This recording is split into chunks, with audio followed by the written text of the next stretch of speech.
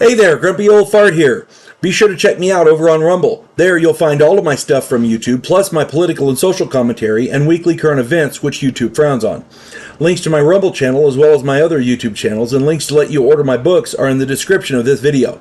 If you enjoy my content, please like, subscribe, share, and comment. I welcome your comments, even if you disagree with me. Now, on with the video. Hey there, Grumpy Old Fart here. I'm doing a cryptid encounter video on lizard men of the swamp. This is one of the more lesser known cryptids. I do a lot of Bigfoot stuff, but I'm going to try to branch out and do different cryptids. Around the world, people report all manner of strange and bizarre creatures. Any creature not yet documented by anthropologists are considered cryptids. Many of these cryptids are found in the United States, but many versions and different types are found around the world. Excuse me. One type rarely discussed is the lizard man. Usually found in heavily wooded swamp and marshy areas, these cryptids are a frightening sight to say the least. Most eyewitness reports describe the lizard man as well over 6 feet tall, with some as big as 8 or 9 feet in height. The creature is green and wet looking, sometimes covered in moss or cattails, or sometimes algae. They have clawed hands and feet with only 3 digits. They are scaly and their eyes glow red. Again, if one or two people had seen these creatures, one might list them in the category of hallucinations or misidentified alligators or some other large reptile. But the reports of these creatures number in the dozens every year and all over the world.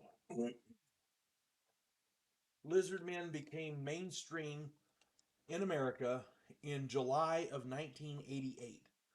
The Lee County Sheriff's Department in Browntown, South Carolina, had a report that they investigated.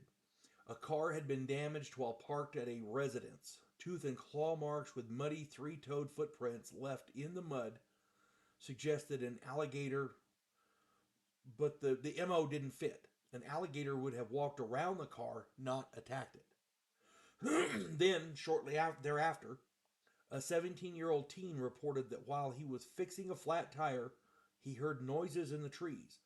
He finished just in time to see a large creature walking toward him. It was his description of the lizard man that prompted cryptid investigators to get involved. He said it was green, wet like, 7 feet tall, 3 fingers, red eyes, skin like a lizard with scales. This event occurred 2 weeks before the car above had been reported damaged at the residence. Oh, I got two conflicting things there. Well, one said it was before, one said it was after. But this both are in police reports. So I'm trying to collate multiple articles, folks. Sorry about that. At any rate, uh, this was a separate incident around within a 2 week period of the time where that car had been damaged.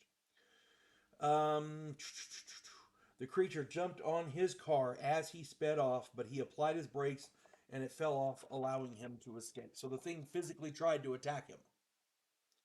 Years ago, that in and of itself tells you something. Again, if you're going to hoax something, you don't put it in a police report because that's something. If the police find out that you're hoaxing it, you can come up on some serious charges. Um, this actually happened to me years ago. Years ago, I was living in North Carolina. I was at a local Waffle House working on my Dungeons and Dragons campaign. It was about 2 a.m. There were two state cops that came in for a meal. They sat near me. One of them noticed my monster manual opened to a picture of the lizard men, which, by the way, were prominent in my game at the time. When his partner left to make a phone call, this particular officer moved over to sit at my table. He told me a quick story about the lizard man. He said that he used to patrol the Green Swamp area, which is right there around Wilmington. About 4 a.m. one rainy morning, he stopped by the road to check for speeders. He sat in his car. He was sitting in his car, had the lights off, and he's got his radar gun going. He's sitting there for about 20 minutes sipping his coffee when he saw a large man step out of the trees and walk slowly toward the patrol car. The officer turned on his lights and saw the creature clearly. It was like maybe 30 feet from him. He said it looked very similar to the picture that in my monster manual of the Lizard Man. If you've not seen the first edition Advanced Dungeons and Dragons monster manual, go look it up online. Find a picture of the Lizard Man. That's a freaky looking thing. This officer said that he started the car and the creature fled into the trees. It was not a hoax or someone in a costume. He said it was real. After that, he would never patrol alone at night. Just then, his partner came back and they left. I would have loved to talk to him about it further, but I never saw him again. I didn't get his name or anything. I should have. I would have loved to get a look at his dash cam footage, but again, limited by what I was told. That right there tells me there's something to these. That's all I'm saying. I hope this finds everybody well. You folks have a good one. God bless one and all. There is a house in New Orleans where the monsters all hang out. When the police detective, who happens to be a skinwalker squirrel, uncovers a plot by a paranormal perpetrator, he has to enlist the aid of his fellow housemates.